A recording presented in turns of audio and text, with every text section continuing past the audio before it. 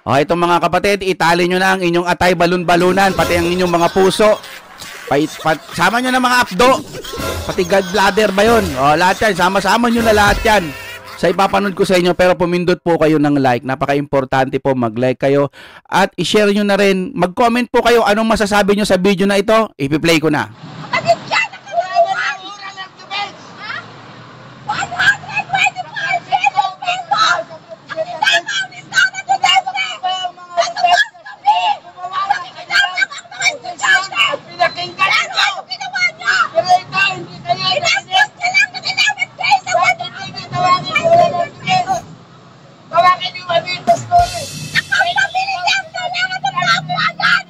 Tangin na yan. Mas marunong pa sa korte, no?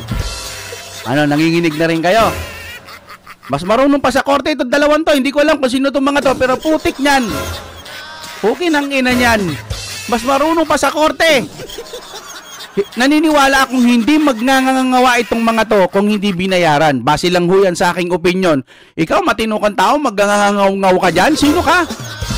Supreme Court na yan, oh. Diba? Hindi lang pumabor sa kanila. Hindi, sa tingin ko attack dog to eh. Baka lang ha, baka binayaran tong mga to. Pero sino ka para pagdadakdakan yung Supreme Court? Di ba?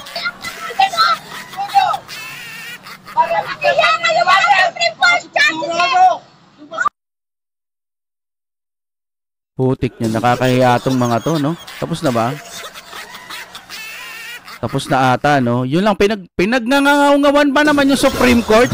Tangina, may mga pinag-aralan dyan. Alam nila kung ano yung paglabag na ginawa po doon sa impeachment. Tapos kayo magagaganyan. Tangina namang Pilipinas to. OMG. Ito na ang ating bagong Pilipinas, mga kapatid. Ito na ang bagong new normal. Hindi na ginagalang ang Supreme Court. Pero imo 12, 13, ano ba, 13-0? Putangina niyan.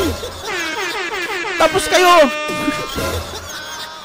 Mga kapatid, comment po kayo dyan. Anong masasabi nyo sa nangaw-ngaw ng ngoto parang hindi pa magkasundo?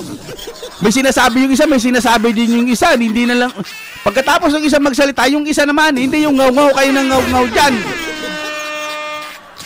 Tanagis naman tong gobyerno na to. Anak ng teteng naman yan. Bawal na ho yung ginagawa ninyo. Ewan ko dyan, ewan ko. Hindi na ba... O sige, hindi na bawal yan. Putik na, buti na lang pinalaki ako ng ganito ng aking mga magulang. Laki ko na, oh. Hindi ako ganitong tao, putik niyan. Ay, mahilig ako sa mga news, politics. Umaangal din ako. Nagsasabi ako ng aking saloobin. Pero ayoko maging ganito. Kahit ayoko sa Marcos, ayoko magagaganito. Kahit maging ayoko ang Duterte pag dumating ang time na may ginawa silang mali, ayoko rin maging ganito. Tinan niya, no?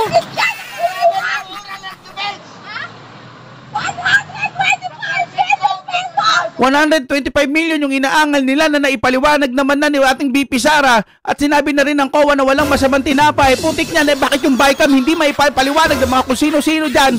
Ang laki, bilyones. Tapos yung flood control, ang laki ng budget nun. Almost 1 billion plus per day. Ba't hindi kayo mag-question? Anong ginagawa nyo dito sa Supreme Court? Tangin nyo man. Tangin na naman, ha? Ang bangis nyo, mamen. Lumipat na tayo sa ibang balita. Wala eh.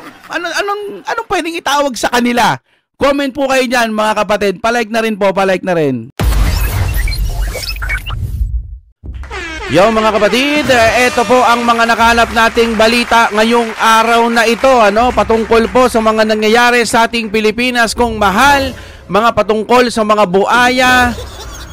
buayang walang ginawa kundi kontrahin ang ating gobyerno din. Nasa loob sila ng gobyerno, naniniwala sila sa konstitusyon, pero sila din ang lumalabag sa mga konstitusyon. Mayroon namang mga namumuno na akala mo turo na lang ng turo. Ayan, patungkol po dyan ng ating mga usapin patungkol ngayong araw. Kaya kung ready na kayo mga kapatid, simulan na po natin ito.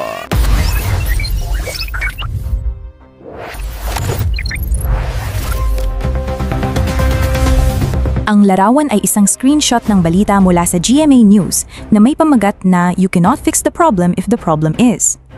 Kasama sa larawan ang isang pahayag ni Pangulong Ferdinand Bongbong Marcos Jr. na nagsasabing, "You cannot fix the problem without knowing who to blame, so one thing follows another." So for us to fix the problem, we have to know what happened and where did it go wrong, at sinong dapat managot. Sa ibaba ng pahayag na ito, sinabi rin ni Marcos, "Sorry na lang, hindi na kita kaalyado kung ganyan ang ginagawa mo, ayaw na kitang kaalyado." Ang pahayag na ito ay nagmula sa isang interview ni Marcos sa GMA Integrated News kung saan tinanong siya tungkol sa mga paratang na may kinalaman sa katiwalian sa mga flood control projects. Ayon sa kanya, kung may mga kasamahan siya sa gobyerno na sangkot sa katiwalian, hindi sila ligtas at dapat nilang harapin ang mga pananagutan. Ang mensahe ng Pangulo ay tungkol sa pagpapakita ng accountability at ang pagkakaroon ng tamang proseso para matugunan ang mga problema sa flood control.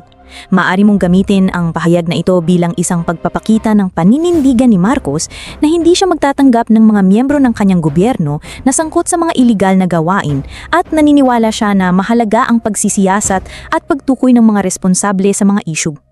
Flood control project, nako. Alam nyo, dapat noon pa kasi yan. Alam nyo, hindi yung inaabot pa ulit ng isa pang pagbaha bago kayo nagsalita ng mga ganyan. Sir, President, nating mahal nyo lang pala ng mga taga-kabila. Alam nyo, dumaan na ulit ng isa pang issue ng pagbahe. Nung unang pagbaha kasi ang nangyari, nagsalita kayo ng SONA, pinagmalaki nyo yung flood control. Ngayon, binaha, dapat doon pa lang umaksyon na kayo, pinanagot nyo na yung mga tiwali. Ang problema, dumaan na naman ng isa pang taon para lang sabihin nyo na mananagot yung mga etc. Dapat po noon pa. Wala ang una nyo ho kasing inasikaso, yung pagpapabagsak sa mga Duterte, paghuli po kay Tatay Digong, dinala nyo sa dahig. Tapos ngayon, baka matapos na naman itong tag-ulan, di bibira na naman kayo ng bibira, yung mga kaalyado nyong iba dyan. Alam nyo po, oo, tama nga, ituro natin kung sino po talaga dapat yung mga sangkot dyan sa flood control. Inimbestigahan pa nga ni Madam Amy yan pero anyari. Diba? Dapat sinundan mo na nung mga time na yun. Bakit ngayon pa? Bakit laging late? Akala ko ba bagong Pilipinas? Ito ba yung sinasabi nyong bagong Pilipinas? Nagtatanong lang po, new normal? Anak ng teteng. Wag naman ho ganun. Kung may i-blame kayo, wag nyo nang idakdak ng idakdak, wag nyo nang sabihing pananagutin. Mas magandang gawin nyo na, makita na namin kung sino agad yung mga sangkot. Hindi yung puro dakdak ng dakdak, baka mauwi na naman to. Duterte na naman ng may kasalanan. Doon tayo sa bagong balita ulit, ano pang meron?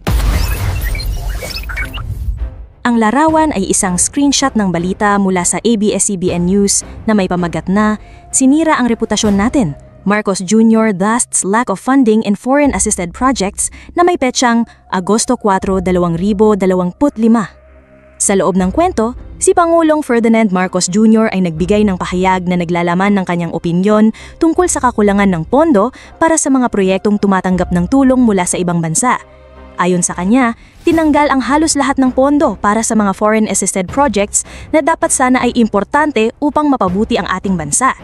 Iginiit niya na kailangan itong ibalik at hindi nararapat na sinisira pa ang reputasyon ng Pilipinas dahil dito. Ang bahagi na nakapaloob sa red box sa larawan ay nagsasabing, "Yung foreign-assisted projects, tinanggal halos lahat ng funding. Kailangan nating ibalik yun dahil importante yung mga foreign-assisted projects at saka sinisira pati yan ang reputation natin," wika ng Pangulo. Yun nga, mahal na Pangulo, kung meron kang gustong ibalik, kung meron kang gustong tanggalin, kung meron kang gustong isaayos, wag nyo na lang sabihin kasi makakapaghanda pa sila ng mga kanilang i-ready na sasabihin na dahilan nila kung bakit naggaganon. Kung ako sa inyo, trabahuhin nyo na agad yan, wag nang idadakdak pa sa media. Ngayon, gusto naming mabalitaan, agad-agad tinanggal na namin yung ganito, tinanggal na namin yung ganyan, ibinalik na namin yung nawala kasi nung mga panahon nawala yung ganito, kailangan pala natin. Kaya ngayon, ibinalik namin. Yon po ang mga gusto naming balita patungkol dyan. At ang reaction ko po sa sinasabi ninyo ngayon ay, nye! Nye! Ang larawang ito ay isang Facebook post na Attorney Mark Tolentino, kung saan ipinaliwanag niya ang legal na usapin tungkol sa impeachment ng mga mahistrado ng Korte Suprema. Ito ay reaksyon sa mga panawagang pagpapatalsik sa mga mahistrado base lamang sa mga desisyong hindi gusto ng publiko o mga politiko. Buod ng paliwanag na Attorney Tolentino, sa paraan ng mas malinaw at mas madaling Tagalog. Oo, pwedeng ma-impeach yung mga mahistrado ng Korte Suprema, pero hindi dahil lang sa hindi sang-ayon ng publiko o politiko sa kanilang desisyon.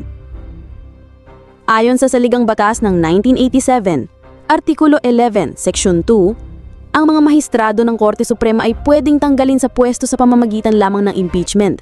At ito ay dapat batay lamang sa mga sumusunod na dahilan. Malubhang paglabag sa saligang batas, pagkakanulo sa bayan o treason, panunuhol, katiwalian at korupsyon, iba pang mabibigat na krimen, at pagkakanulo ng tiwala ng publiko.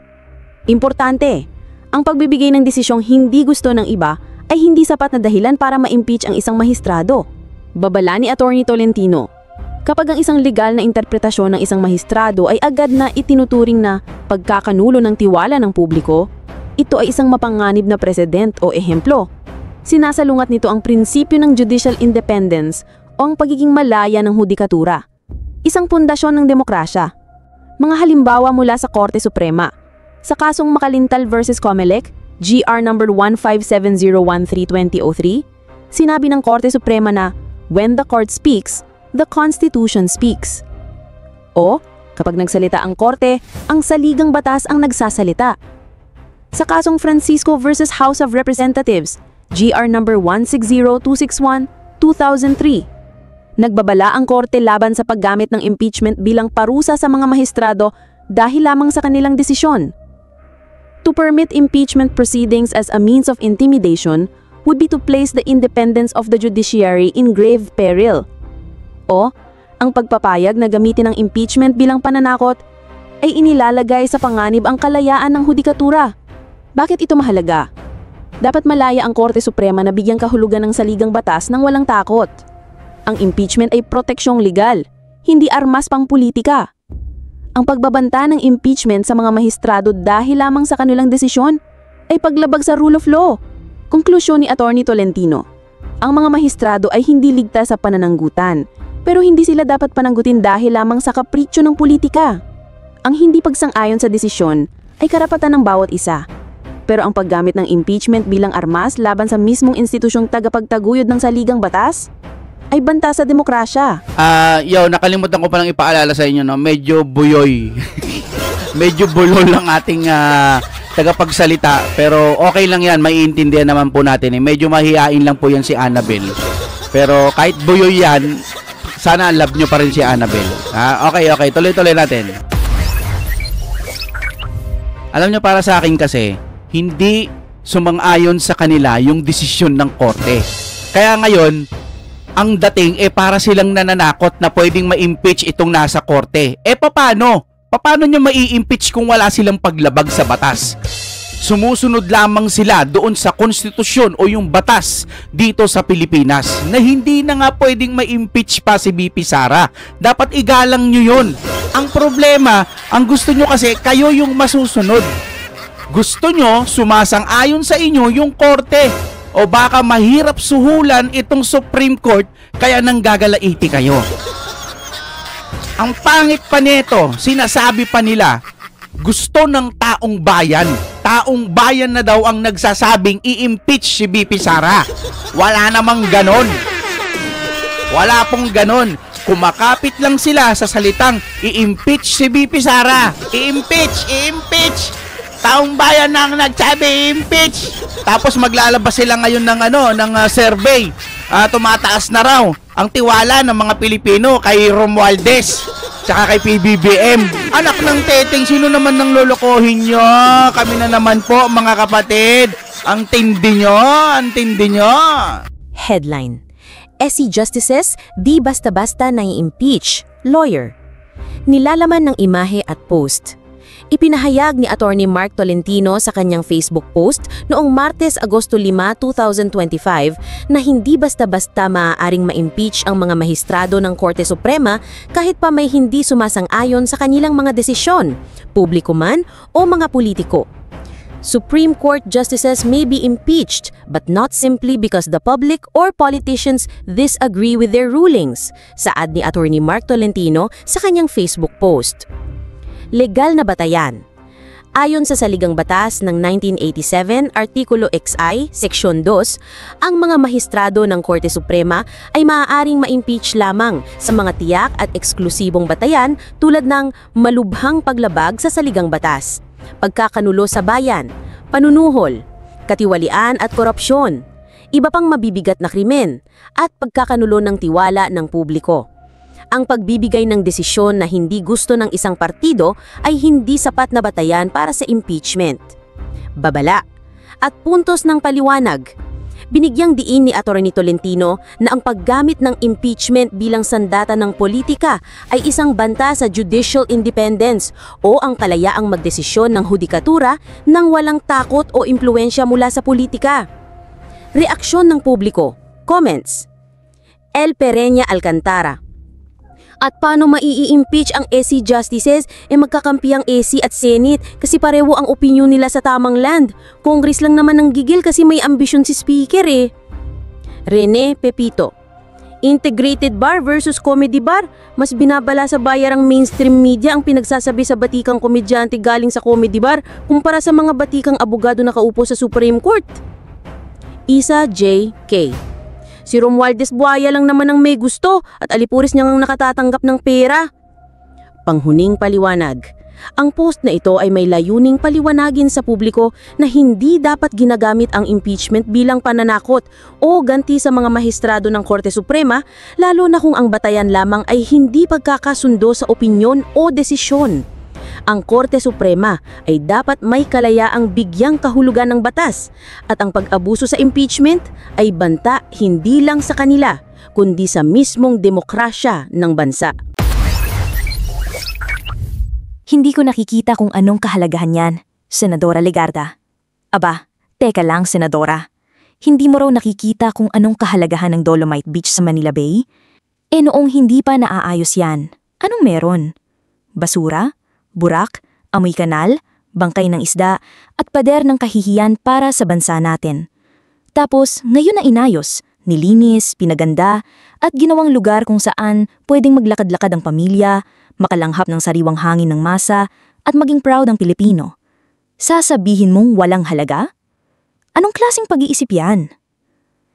Ito ang isa sa mga pinakamalilinis at pinakamalalakas na proyekto ng administrasyon ni dating Pangulong Rodrigo Duterte. Ang rehabilitasyon ng Manila Bay sa pamamagitan ng Dolomite Beach. Isang proyektong hindi lang para sa pisikal na kaayusan, kundi para sa dignidad ng bawat Pilipino. Dati, talamak ang basura sa lugar na yan. Halos di na madaanan sa baho. Isang simbolo ng kapabayaan ng mga nakaraang dekada. Pero sa ilalim ng Duterte administration, hindi lang ito tinaplan. Binigyang buhay, binigyang saysay, at ibinalik sa mga tao. Makikita mo ang resulta. Libo-libong Pilipino ang bumibisita, libre ito para sa lahat, at nagiging inspirasyon pa sa mga lungsod na unahin ang kalinisan. At ngayon, ang mga taong kumakalaban kay Duterte, tulad ni Senat Legarda, pilit binabatikos ang proyekto. Sinasabing walang saysay, walang halaga. Hindi ba tatansulto yan sa milyong Pilipinong nakinabang at patuloy na natutuwa sa proyektong ito? Tanong lang, mas mahalaga ba ang politika kaysa sa kaayusan? Mas uunahin ba natin ang pamumulitika kaysa sa kapakanan ng mamamayan? Ito ang problema sa mga nasa pwesto na ayaw kilalanin ang magagandang ginawa ng dating administrasyon dahil lang sa hindi nila ito kaalyado. Anong klaseng liderato ang ganyan? Kung ang isang proyekto ay maganda, nakakatulong at epektibo, dapat itong papurihan, hindi tirahin. At kung ang batayan lang ng pagsasalungat ay dahil galing ito kay Duterte, hindi lang kayo kontra proyekto. Kontra-progreso na kayo. Pangwakas na mensahe, hindi perpekto si Duterte at wala namang perpektong leader, pero ang ginawa niya sa Dolomite Beach ay isang malinaw at konkretong halimbawa ng tunay na pagbabago. At kung iyan ay hindi pa rin kayang kilalanin ng ilan sa mga nasa gobyerno, baka sila na ang tunay na hadlang sa ikabubuti ng Pilipinas. Sa huli, ang Dolomite Beach ay hindi lang tungkol sa buhangin. Ito ay simbolo ng disiplina, kaayusan, at posibilidad na kaya pa nating ayusin ang sirang-sirang imahe ng ating bayan. Alright mga kapatid, dito muna nagtatapos ang ating reaction video at mga balitang inyong napanood. Siyempre, huwag kakalimutan, pumindot po kayo ng like at saka subscribe na rin mga kapatid para po maging updated po kayo. Kahit pindot lang ng like, masaya-masaya na tayo dyan. Break it down, yo!